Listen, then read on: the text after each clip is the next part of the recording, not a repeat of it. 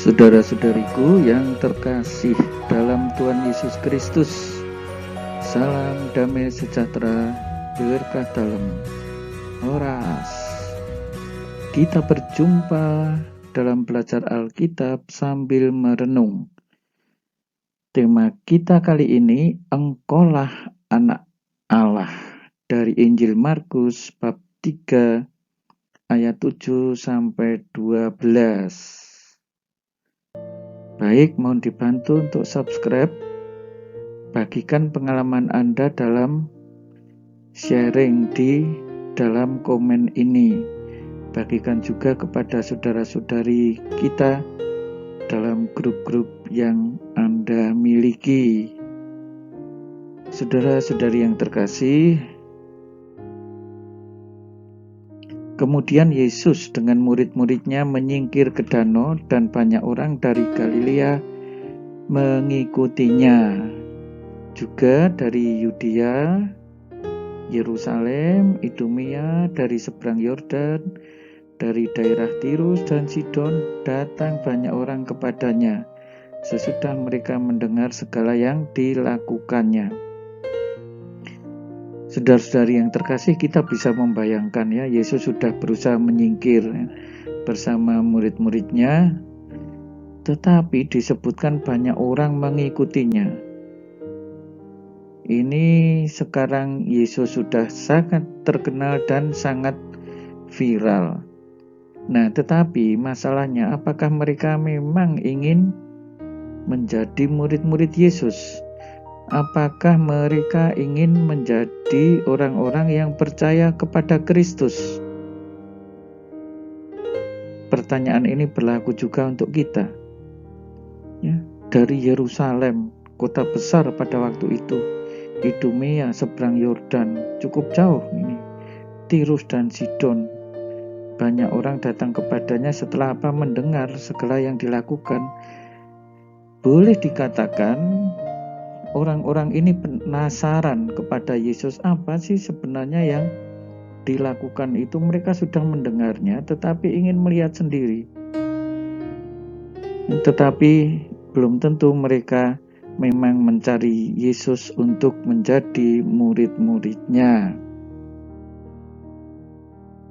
Ia menyuruh murid-muridnya menyediakan sebuah perahu baginya karena orang banyak itu, supaya mereka jangan sampai menghimpitnya. Menyediakan perahu untuk apa? Bisa jadi bukan untuk pergi ya, tetapi supaya Yesus ada di atas perahu dan orang-orang berada di pinggir pantai danau itu, sehingga Yesus bisa mengajar dari sana.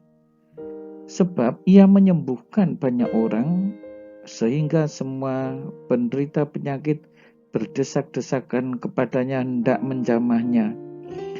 Begitu percayanya orang ini sehingga dari manapun orang datang kepadanya hendak menjamah. Mereka percaya hanya dengan menjamah jubah Yesus mereka akan disembuhkan dari segala penyakit. Dan ini sudah terbukti, banyak orang sebelumnya memperoleh kesembuhan. Maka mereka yang ingin sembuh datang kepada Yesus. Nah, kalau orang-orang zaman itu, terutama mereka yang membutuhkan Yesus, punya keyakinan seperti itu, ya kita pun pada zaman ini seperti apa keyakinan yang kita miliki? Apakah kita sebegitu berusaha untuk mencari Yesus? Ya, ini orang-orang sampai berdesak-desakan untuk mencari Yesus, menjamahnya. Memang ini orang sakit, ya, tetapi bisa jadi kita adalah orang sakit. Untuk mencari Yesus barangkali kita perlu berusaha, perlu berdesak-desakan, supaya kita pun disembuhkan. Bila mana roh-roh jahat melihat dia, mereka jatuh tersungkur di hadapannya dan berteriak, Engkaulah Anak Allah. Nah, saudara-saudari, kita lihat di sini ada sesuatu yang menarik ya. roh jahat melihat dia, mereka jatuh tersungkur di hadapannya. Bisa dalam pengertian jatuh tersungkur karena tidak tahan melihat Yesus, tetapi juga jatuh tersungkur karena menyembah. Dari mana kita bisa mengatakan seperti itu? Nah, mereka setelah jatuh tersungkur lalu berteriak, "Engkaulah Anak Allah." Itu berarti mereka mengetahui bahwa yang dihadapi di sini adalah Anak Allah. Nah, sekarang saudara-saudariku yang terkasih, bisa kita renungkan. Apakah setiap kali kita menyadari tentang Yesus, kita lalu bersembah sujud kepada Yesus? Berapa kali kita bersembah sujud di hadapan Yesus dalam sehari atau dalam seminggu? Kita bisa bertanya, ini setan saja bersembah sujud dan kemudian mengatakan engkaulah Anak Allah. Ataukah jangan-jangan kita juga bersikap seperti setan ini ya? Maaf ya kalau saya mengatakan seperti itu. Apa yang terjadi pada setan? Ia jatuh tersungkur di hadapannya dan mengetahui bahwa yang ada di hadapannya itu adalah Yesus, Sang Anak Allah. Tetapi apakah lalu setan ini mengikuti Yesus? Tidak. Apakah lalu setan ini menuruti perintah-perintah Yesus? Tidak. Apakah setan ini lalu tidak lagi menggoda manusia untuk melakukan hal-hal yang baik? Atau tidak lagi menggoda manusia supaya jatuh dalam kejahatan? Tidak juga. Jadi setan ini tahu bahwa itu Yesus, bahkan tersungkur di hadapan Yesus, tetapi tidak mau mengikuti Yesus. Nah, ini saudara-saudari, ini sebuah persoalan. Jangan sampai kita seperti itu.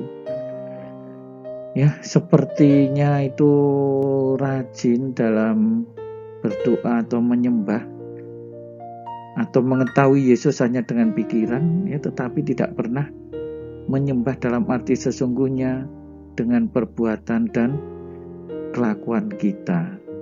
Ini nanti hanya seperti roh jahat ini. Nah, kita mestinya tersungkur di hadapan Yesus, mengetahui Yesus Anak Allah dan ikut Yesus. Itu yang semestinya terjadi. Tetapi ia dengan keras melarang mereka memberitahukan siapa dia. Mengapa demikian? Yesus tidak ingin mereka salah paham, mencari Yesus bukan untuk ikut Yesus, tetapi hanya ingin melihat Yesus yang membuat mujizat, penasaran saja. Dengan kata lain, lalu mereka hanya mencari kepuasan batin demi kepuasan batin, bukan untuk cintanya kepada Tuhan. Hanya untuk memuaskan rasa penasaran saja. Nah, itu cukuplah untuk kita renungkan dalam kehidupan kita. Hal seperti itu jangan sampai terjadi. Tuhan Yesus memberkati. Horas, berkah dalam. Bagikan pengalaman Anda kepada teman-teman. Tuliskan pengalaman Anda dalam komen di sini. Serta jangan lupa nyalakan loncengnya.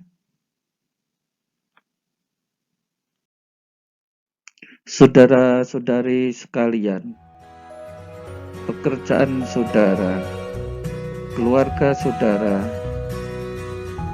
dinaungi, dibimbing, dan diberkati oleh Allah yang Maha Kuasa, Bapa dan Putera dan Roh Kudus. Amin.